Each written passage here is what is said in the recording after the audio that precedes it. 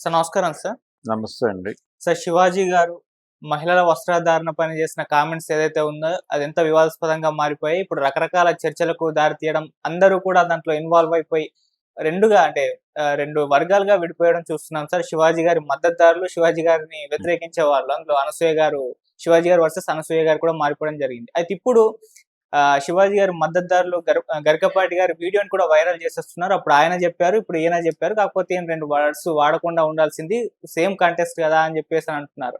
అటేమో అనసూయ గారికి కూడా మద్దతు తెలుపుతూ ఆయన నాన్ వేసిన గరికపాటి గారి పైన ఫైర్ అవుతూ ఒక వీడియో రిలీజ్ చేశారు సార్. మొత్తం కూడా చర్చనీయాంశంగా మారిపోవడం జరిగింది. ఎలా చూస్తారు సార్ మీరు ఈ వీడియోలని వీటిని అన్నిటిని? అంటే గరికపాటి గారు చేసినటువంటి వ్యాఖ్యానం కూడా విన్నాను నేను. హ్మ్. వారు కూడా అంటే నాలాంటి 50 ఏళ్ళు దాటిపోయిన వారికి కూడా కొంచెం టెంప్టేషన్ కలిగే పద్ధతిలో మీ వస్త్రధారణ ఉంటుంది అని చెప్పి ఆయన ప్రవచనం చేశారు హ్మ్. మహానుభావుడు. అయితే నేను కూడా అదే అంటున్నాను. ప్రతి మనిషికి ఒక చంచలత్వము అనేది ఉంటుంది, సహజం అది. అంటే ఆపోజిట్ సెక్స్ మీద ఉండేటువంటి ఒక అట్రాక్షన్ ఉంటుంది అనటంలో ఇబ్బంది పడాల్సిన అవసరం ఏం లేదు. కానీ మనం వెడుతూ ఉండగా ఎవరైనా అమ్మాయి కనిపిస్తే అమ్మాయి అందంగా ఉంది అనుకోవడంలో తప్పు లేదు. ఓకే.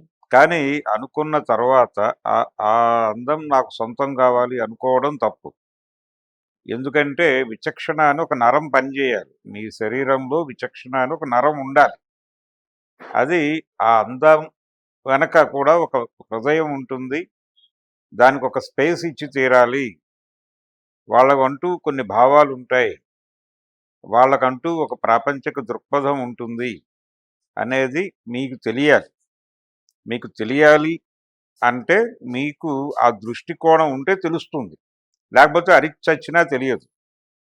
కాబట్టి ఈ తెలియనితనం ఉంది నాలో అనే విషయం ఆయన అడ్మిట్ చేయట్లా గరికపాటి గారు. హ్మ్. గరికపాటి గారు అడ్మిట్ చేయటం లేదు. శివాజీ గారు మహిళా కమిషన్కి వెళ్ళొచ్చి ఇప్పటికే ఆయన మొండిగా మూర్ఖంగా 2 పదాలు తప్పంటున్నాడు తప్ప హ్మ్. తను వ్యక్తం చేసినటువంటి భావజాలంలోనే చాలా దారుణమైనటువంటి తప్పు ఉంది అనేది అర్థం చేసుకోవట్లేదు ఆయన ఎంతమంది చెప్పినా. ఓకే. ఇప్పుడు ఆడవాళ్ళని పూజించే జాతి మనది అని మాట్లాడతారు కొంతమంది ఆవేశంగా. పూజించక్కర్లేదు మహాప్రభో, మమ్మల్ని మనుషులుగా చూస్తే చాలు అంటున్నారు వాళ్ళు. పూజించే పేరుతో మమ్మల్ని గుళ్ళల్లో పెట్టి తాళాలేయకండి. మా బతుకులు మమ్మల్ని ప్రశాంతంగా బతకనిస్తే చాలు, మాకు పూజలు అక్కర్లేదు. మమ్మల్ని గుళ్ళో పెట్టి మీరే ప్రసాదం పెట్టి మమ్మల్ని ఏదో ఉద్ధరించక్కర్లేదు అని బతిమాలుకుంటున్నారండి. కాబట్టి దాన్ని అడ్మిట్ చేయండి. ముందు వాళ్ళు మనుషులు. మీరెలా మనుషులో వాళ్ళు మనుషులే. మీ కుటుంబ విలువలకి అలాగే మీ సాంప్రదాయాలకి వాళ్ళు కేంద్రాలు కాదు. మీరు కూడా కేంద్రాలు కాదు. కానీ మీరు కేంద్రాలు కానట్టే వ్యవహరిస్తున్నారు. కానీ వాళ్ళు అలా ఉండి తీరాలని నిబంధనలు విధిస్తున్నారు. ఇది తప్పు అంటున్నారు. మీరెవరు నిబంధనలు విధించడానికి నిలదీస్తున్నారు. మీరు మళ్ళీ మీ మంచి కోసమే అంటారేమిటి? ఈ మంచి కోసం అనేది వాళ్ళు టోటల్గా ప్యాక్ చేసేసుకుని బ్యాంకు లాకర్లలో పెట్టినా వెళ్ళి బద్దలు కొట్టి లైంగిక వేధింపులకు పాల్పడే నీచమైనటువంటి పరిస్థితులు ఆలోచన మీ దగ్గర ఉంది. దాన్ని గుర్తించండి ముందు. హ్మ్. ఇప్పుడు ఆ పిల్లలు చిన్న చిన్న పిల్లల మీద లైంగిక దాడులు జరిగిన సందర్భాలు చూసాం కదా మనం. 3 ఏళ్ళు 2 ఏళ్ళు అవును. ఆ పిల్లల మీద కూడా వాళ్ళు ఏం ప్రవోక్ చేశారు వీళ్ళని? ఆ చేసిన వాళ్ళని వాళ్ళు ఏమన్నా ప్రవోక్ చేశారు? వీళ్ళు వెళ్ళి చేశారుగా. అదేదో ఆ మధ్య ఒక కేసు చూశాను నేను, ఇక్కడ కాదు వేరే దేశంలో. హ్మ్. ఒక మెంటల్ ఇల్నెస్ ఉన్నటువంటి పేషెంట్ హాస్పిటలైజ్ అయి ఉంది. తీసుకొచ్చి అప్పచెప్పారు సైకాట్రిక్ హాస్పిటల్లో. ఆవిడకి ఏం జరుగుతోందో తెలియదు. తెలిసినా కానీ చెప్పే కండిషన్లో లేదు ఆవిడ. దాన్ని అడ్వాంటేజ్గా తీసుకుని ఆ హాస్పిటల్ స్టాఫ్ ఆవిడ మీద లైంగిక దాడి జరిపినటువంటి సంఘటన. అది ఎవరో చూసి బయటకు తీసుకొస్తే ప్రపంచానికి తెలిసిన పరిస్థితి. ఆవిడేం ప్రవోక్ చేసిందని దాడి చేశారు ఆవిడ మీద. ఇలాంటి 100 ఉదాహరణలు చెప్పొచ్చు. వితౌట్ ప్రొవోకింగ్ వెళ్ళి లైంగిక దాడులు చేసినటువంటిది.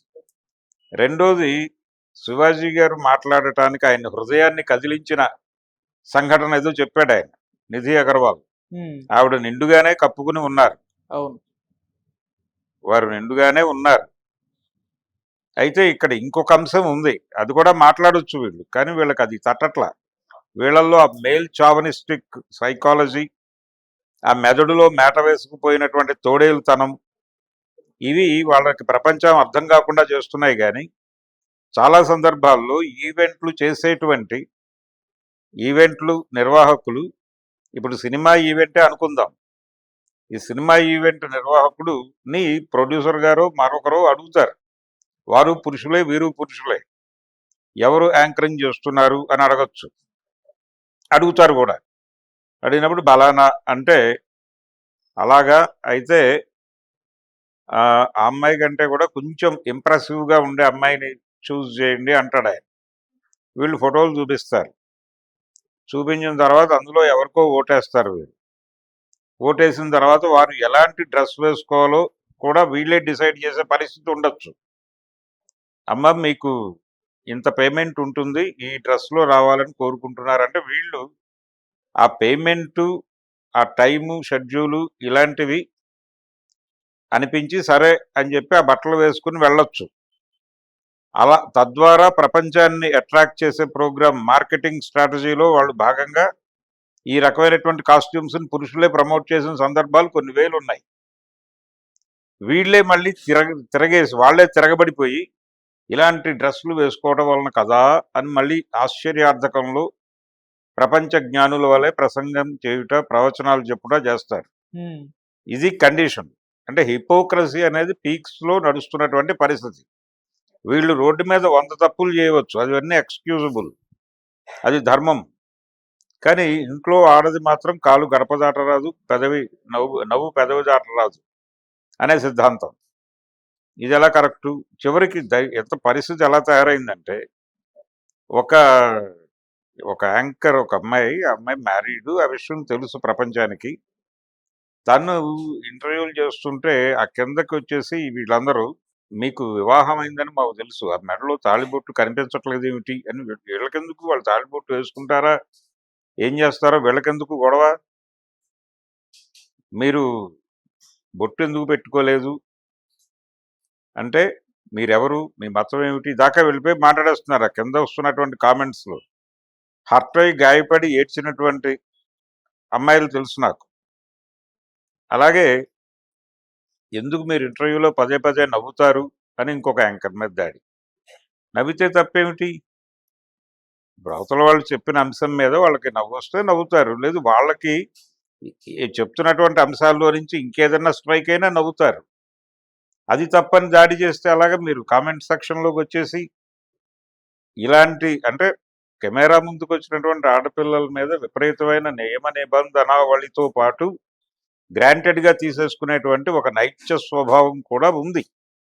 వీటన్నిటినీ అడ్మిట్ చేసి వీటి గురించి మాట్లాడండి ప్రవచనకారులు.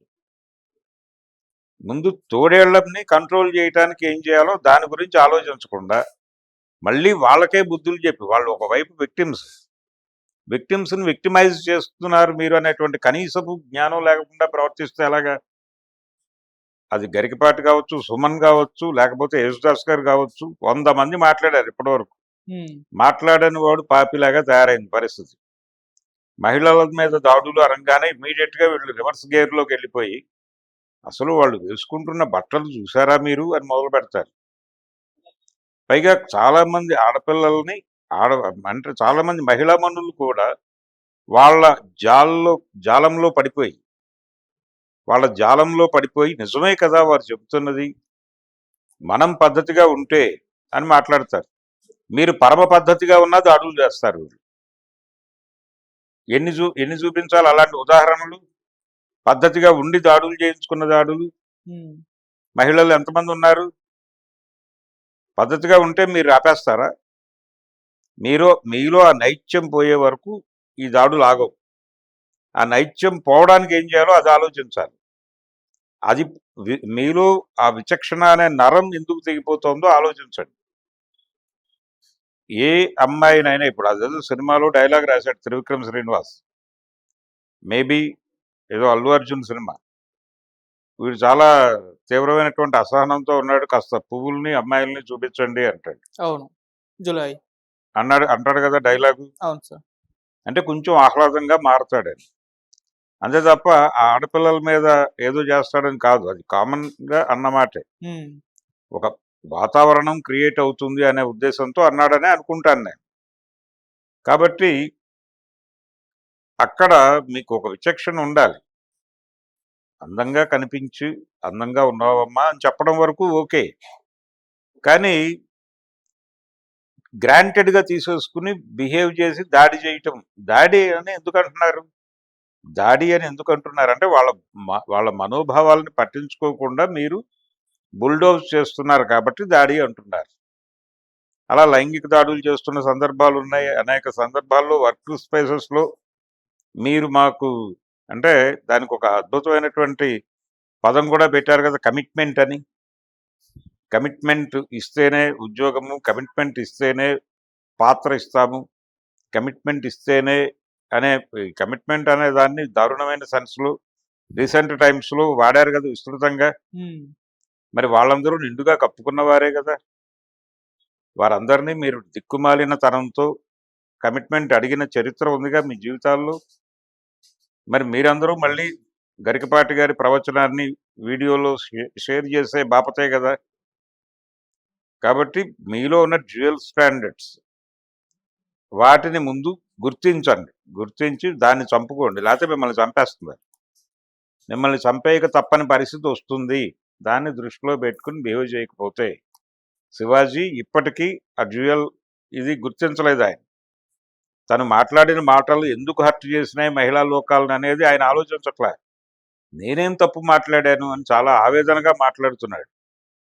అదేదో పాత నాగయ్య గారి సినిమాలో డైలాగ్ ఉంటుంది. కాంచనమాల గారి డైలాగ్. నా హృదయంలో ప్రేమంతా వారికి ఇచ్చేసానే దేవత అనే సినిమాలోను దీనిలో బిఎన్ రెడ్డి గారి సినిమా. హ్మ్. అంత ఆ మాడ్యులేషన్‌లోకి వెళ్లి ఆవేదన వ్యక్తం చేస్తున్నాడు ఆయన. వారిని వారిని ఎవరు కాపాడాలో నాకైతే అర్థం కావట్లేదు. ఆయన పూర్తిగా ఒక రకంగా పురుష అహంకారానికి ప్రతినిధిగా కనిపిస్తున్నాడు ఆయన. అది వారికి అర్థం కావడం లేదు. మహిళా కమిషన్ పిలిచి విచారణ జరిపినా వారికి అర్థం కావట్లేదు. వారేం తప్పు మాట్లాడారు. 100 మంది చెప్పారు. ప్రకాష్ రాజ్ మాట్లాడాడు. నాగబాబు ఏదో మాట్లాడే ప్రయత్నం చేశాడు ఆయన పద్ధతిలో. అవును. ఇవేవీ కూడా వారికి ఎక్కటం లేదు. అంటే ఆ స్థాయిలో మేట వేసుకుపోయింది ఆయనలో. నేనేం తప్పు మాట్లాడాను, కరెక్టే మాట్లాడాను కదా! డ్రెస్ ఏసుకోమన్నాను. అది తప్పా?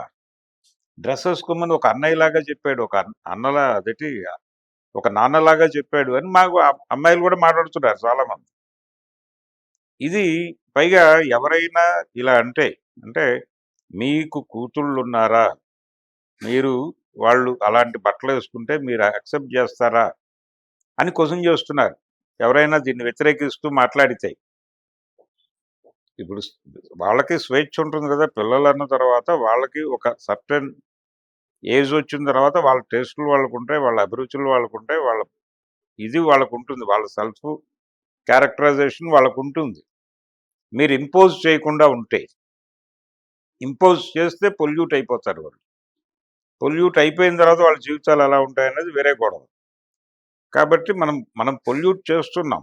మనం పిల్లల్ని సరిగ్గా పెంచటం లేదు పద్ధతిగా. పిల్లల పెంపకం మీద మనకు అవగాహన లేదు.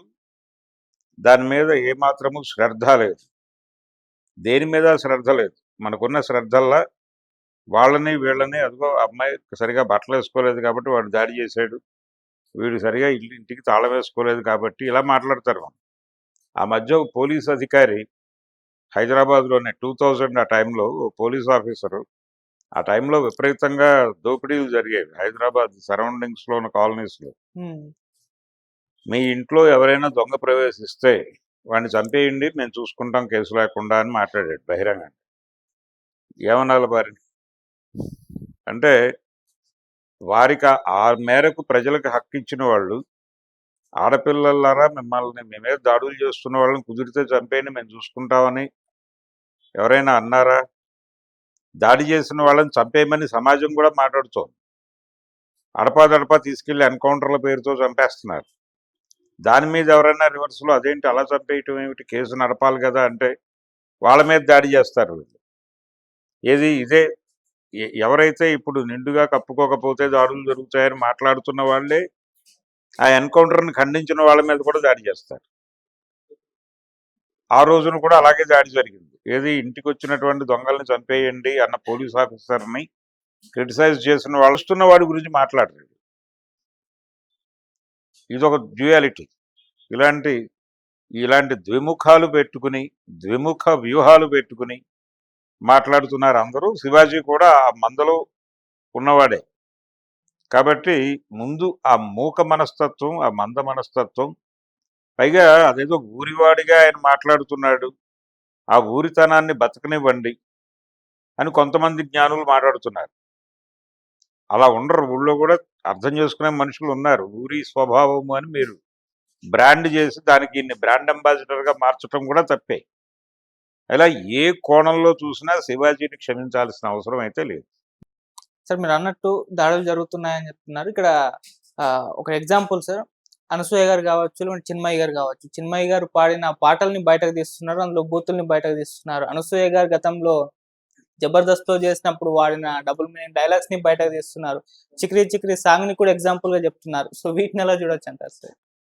ఇవన్నీ దాడి చేయటం కోసం చేస్తున్నాం. ఆవిడ పాటలో ఉమ్, పదాలు దొరికాయి. బాలసుబ్రహ్మణ్యం గారు పాడలేదా? ఉమ్, బాలసుబ్రహ్మణ్యం గారు ఎన్ని బూతులు పాడాడో తీసి పెడతాం. ఆయన విగ్రహాన్ని పీకేస్తారు అక్కడ. వేల బూతులు పాడాడు ఆయన. కొన్ని బూతులు పాడలేక వదిలేశారని ఆయన వేదికల మీద ఏడ్చాడు. ఏం చేస్తారు? ఆ విగ్రహాన్ని తగలేస్తారో తీసుకెళ్ళి. కాబట్టి ఇవన్నీ వాంటెడ్గా తమ ఆర్గ్యుమెంట్ని సమర్థించుకోవడానికి చేసే పిచ్చి పనులు. ఉమ్, జబర్దస్త్లో ఆవిడ మాట్లాడింది, లేకపోతే ఆవిడ వేసుకున్న కాస్ట్యూమ్స్ గురించి ఉమ్, మీరు ఎందుకు హైలైట్ చేస్తున్నారు అంటే, మీలో ఇప్పటికీ మీరు దాన్ని ప్రతీకారేచ్ఛతో చూస్తున్నారు. ప్రతీకారం మర్చిపోండి. సమాజం పట్ల మీకు బాధ్యత ఏడిస్తే వాస్తవాలు గుర్తించడానికి ప్రయత్నం చేయండి, స్టడీ చేయండి, దాడి చేస్తున్న వాడి గురించి మాట్లాడండి. మగపిల్లల్లో పోగుపడుతున్నటువంటి దుర్మార్గ భావజాలాన్ని అర్థం చేసుకోండి. అర్థం చేసుకుని దాన్ని కరెక్ట్ చేయడానికి ఏం చేయాలి, ఎక్కడ సంస్కరణలు ఎక్కడ మొదలవ్వాలి, ఈ సంస్కారాన్ని నిలబెట్టడానికి అనేది ఆలోచించాలి. అది ఒక సయోధ్యతో జరగాల్సినటువంటి పని. స్త్రీ పురుషుల మధ్య ఉన్నది శత్రు వైరుధ్యం అని ఎవరు అంటలా, మిత్ర వైరుధ్యమే. ఆ మిత్ర వైరుధ్యాన్ని ఎలా పరిష్కరించాలో అలా పరిష్కరించే మార్గాలు వెతకాలి. ఉమ్. ఒకళ్ళ మీద ఒకళ్ళని ఉసుగొల్పడం కాదు, ఒకళ్ళనే కేంద్రం చేసి దాడి చేయటం కాదు. వాళ్ళందరూ మనుషులే, దేవతలు కాదు. వాళ్ళు మనుషులే. మీరు అనవసరంగా దేవతలను చేసి గుళ్ళు కట్టి ఆ గుళ్ళో పడేసి తాళాలు వేసి ఒక తాళం మీ బొడ్లో దొప్పుకుని మీరు వేసే వాటికి వెళ్ళే ప్రయత్నాలు చేయమాకండి. ఇది జరుగుతున్నది. కాబట్టి సమాజాన్ని సమాజంగా అర్థం చేసుకుని మారాల్సినటువంటి ఒక ఎడ్యుకేషన్ లేదు మన జీవితాల్లో. ఆ ఎడ్యుకేషన్ లేక ఈ గోలంతా. అంటే ప్రతిదీ మూర్ఖత్వమే. భారతదేశం ఇస్లామీకరణ చెందిపోతోంది అంటాడు. పాకిస్తాన్లో లేకపోతే బంగ్లాదేశ్లో ఒక హిందువు మీద దాడి జరిగితే ప్రపంచ హిందువులారా ఏకం కండి అని వీళ్ళు పిలుపునిస్తారు. మీ దేశంలో మీరు ముస్లిమ్స్ మీద దాడులు చేస్తున్న సందర్భంలో ముస్లిం దేశాల్లో ఉన్నటువంటి హిందువుల పరిస్థితి ఏమిటని ఏ రోజునైనా ఆలోచించావా నువ్వు? లేదు కదా. ఏకోన్ముఖ దాడే తప్ప, ఏకోన్ముఖ కోణమే తప్ప ప్రపంచంలో నువ్వు చేసిన పనికి రియాక్షన్ వస్తుంది అనేది కూడా నువ్వు ఆలోచించాలిగా. ఆ దేశంలో ఉన్నటువంటి మెజారిటీ మతం అలా బిహేవ్ చేస్తుంది. దాని గురించి మాట్లాడే హక్కు నీకు ఎలా ఉంటుంది? నీ దేశంలో నువ్వు నీ మైనారిటీల పట్ల కూడా అలాగే వ్యవహరిస్తున్నావుగా. ఇప్పుడు దారాసింగ్ అనేవాడు వెళ్ళి ఒక క్రైస్తవ మత బోధకుడి కుటుంబాన్ని సజీవంగా తగలబెట్టిన సంఘటన నీ దేశంలో జరిగింది కదా. ఆ సంఘటనను నువ్వు యాక్సెప్ట్ చేసిన వాడివి బంగ్లాదేశ్లో హిందువులను చంపినప్పుడు అడిగే రైట్ నీకు ఎక్కడుంటుంది? ఇంత డ్యూయాలిటీ బతుకుతున్నాం మనం. ఇలా బతకమని చెప్తున్నారు వాళ్ళు. దీనికి వ్యతిరేకంగా ఒక ఉద్యమం జరగాల్సిన, ఒక కల్చరల్ మూమెంట్ జరగాల్సిన అవసరం ఉంది. ఇది ఎందుకు మొదలైందో తెలియదు కానీ మహిళా లోకం దీన్ని ఒక ప్రోగ్రామ్గా తీసుకుని దీన్ని ఎక్స్పాండ్ చేసి అన్ని వైపులకి విస్తరింపజేసి అది ఒక ఎడ్యుకేషన్ మూమెంట్ కానీ ఒక కల్చరల్ రెవల్యూషన్గా ముందుకు తీసుకురాగలిగితే సమాజం బాగుపడే అవకాశం అయితే ఉంది. Thank you so much. Thank you.